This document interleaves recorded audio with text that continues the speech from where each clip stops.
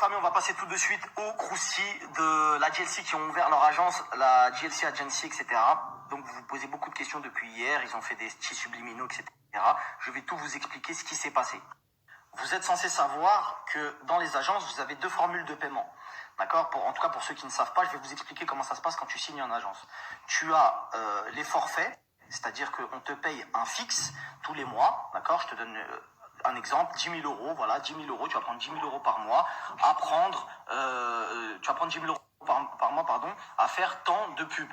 Tu vois ce que je veux dire? Ça, c'est le forfait. Ensuite, tu as payé au poste. C'est-à-dire que le nombre de postes que tu vas faire, de publicités que tu vas faire, on va te donner par publicité, tel tarif. Alors des fois, ça peut être plus que 10 000 euros, des fois, ça peut être moins, etc. C'est selon toi, la confiance que tu as en toi et en ton taux d'engagement envers ta communauté. Donc en fait, Jazz, elle était au poste et Laurent était au forfait. D'accord? À savoir que Jazz, en étant au poste, c'est rentable pour tout le monde, c'est rentable pour l'agence, etc. Elle prend son bif, tant mieux pour elle, tout le monde est content. Laurent étant au forfait, malheureusement, depuis quelques mois, c'est plus rentable pour l'agence. Ok, je ne sais pas si vous arrivez à me suivre. C'est-à-dire qu'en fait, ils surpayent Laurent à faire des publicités alors qu'ils n'ont pas suffisamment de postes pour absorber le forfait qu'ils lui donnent. Faut savoir qu'à la base, Laurent, il est au forfait parce que, en fait, Jazz, elle s'est battue pour lui. Je sais pas si tu captes. À la base, c'est elle qui a un plus gros buzz que lui, ça, les gens le savent. Donc, elle s'est battue vis-à-vis de l'agence pour lui dire, ouais, mon mari, vous le mettez au forfait. Je sais pas si tu captes. Donc, au bout d'un moment, c'était rentable, mais ça ne l'est plus depuis quelques mois. Donc, au bout d'un moment, ça a créé d'énormes tensions entre l'agence et les influenceurs. Donc, Laurent, qui s'est battu, qui a fait comprendre, puisque c'était le deal initial qu'il avait avec l'agence, en leur disant, mais de toutes les façons, moi, je suis au forfait, que tu me donnes une pub, 10 pubs, 100 pubs ou 2000 pubs, tu dois me payer mon forfait.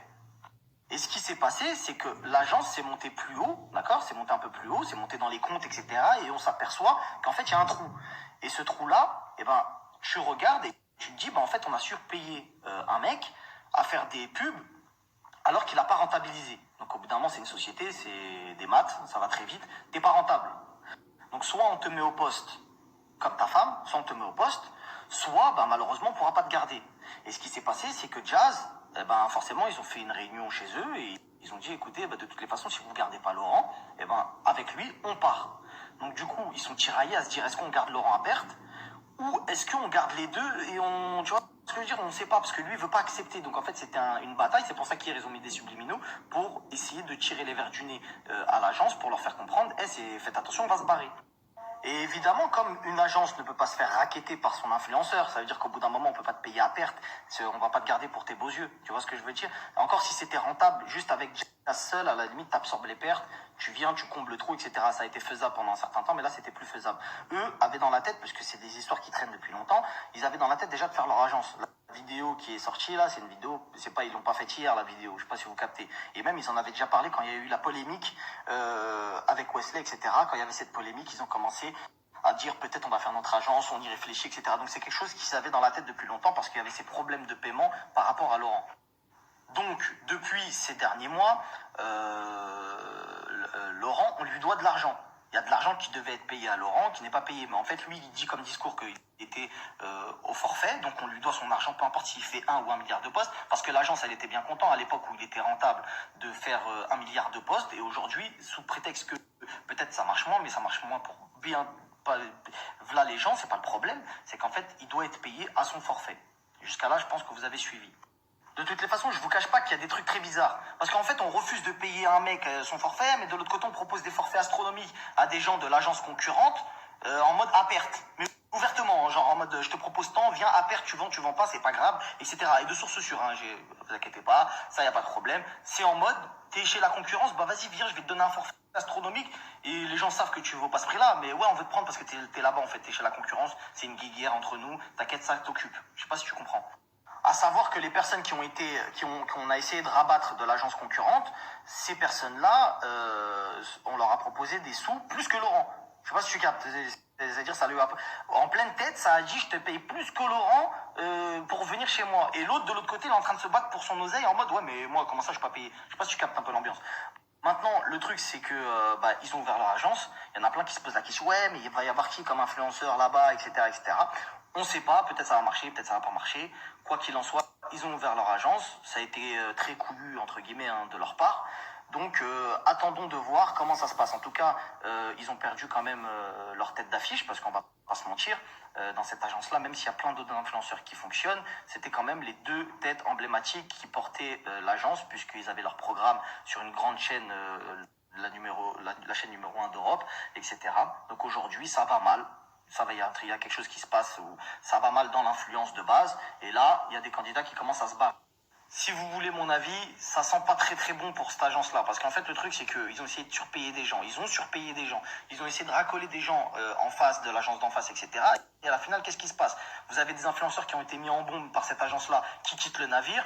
Eux, ils se retrouvent comme ça, à se dire, ah ouais, quand même, on nous l'a mis à l'envers. Tu vois ce que je veux dire? Et en vrai de vrai, il y a d'autres personnes aussi qui se plaignent de ne pas avoir été payées en temps et en heure. D'autres influenceurs qui ont travaillé, qui ont fait ce qu'ils devaient faire et qui n'ont pas été respectés à leur juste valeur quand ils ont demandé des choses et à qui on a refusé de payer en temps et en heure. Ça a du retard, ça a des que trucs, etc. Donc en fait, ça va mal. Il y a quelque chose qui va mal, faut pas se le cacher. Tous les influenceurs vont regarder cette story et vous savez très bien de quoi je parle. Des retards de paiement, des 1-2 mois, attends, t'inquiète, ah ouais, mais qu'est-ce que tu veux que je fasse? C'est les marques qui payent pas, comment tu veux que je te paye, etc. Par contre, quand tout va bien, ça prend le bif, etc. Donc en fait, c'est un rapport de confiance entre l'agence et l'influenceur. Quand ça va bien, l'agence est bien content, tout le monde est content. Quand ça va mal, ben, finalement, il y a que l'influenceur qui subit les pots cassés. C'est ce que j'ai remarqué dans ces agences-là, c'est que c'est que l'influenceur qui subit les pots cassés. Quand il y a de l'oseille, tant mieux. Quand il n'y a plus d'oseille, on te jette comme une vieille chaussette. Donc en fait, en vrai de vrai, les influenceurs, pensez à vous. Pensez à vous et personne ne va payer votre loyer à part vous-même. Les agences, elles vous prennent parce que vous avez de la force. Si vous avez plus de force, eh ben, vous vous jetez comme une vieille chaussette et c'est la réalité de la vie, c'est comme ça. Ok? Donc, il y aura peut-être une suite parce que je dois avoir d'autres éléments. Restez connectés et on va attendre de voir les influenceurs qui vont peut-être être dans la GLC Agency. Bon, on va aller voir parce qu'en fait j'ai fait un croussi chez Maëva, elle est même pas au courant. Quel bail. C'est grand chez toi, hein? On va déménager. Je suis en travaux en ce moment, c'est pour ça qu'on vient gratter la baraque de Maëva. T'es où?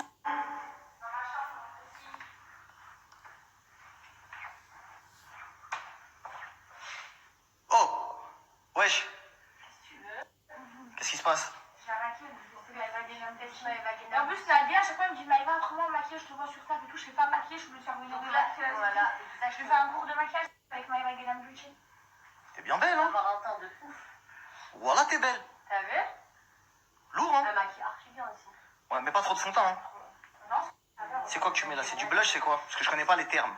Ça, c'est du bronzer. Et Annalée, elle est plus claire que moi. Je lui ai mis la teinte Ina. Ah ouais, il y a moyen de gratter des sacs. Il y a peut-être moyen de chourer des sacs. Je vais repasser demain. On va repasser quand on sera pas là. Celui-ci, je pense que je peux le faire partir vite fait à Clignancourt. En balle. Ouais, on va peut-être gratter celui-là, la croco, là. Il a l'air d'être très très lourd celui-ci. Bon alors, ça dit quoi le maquillage?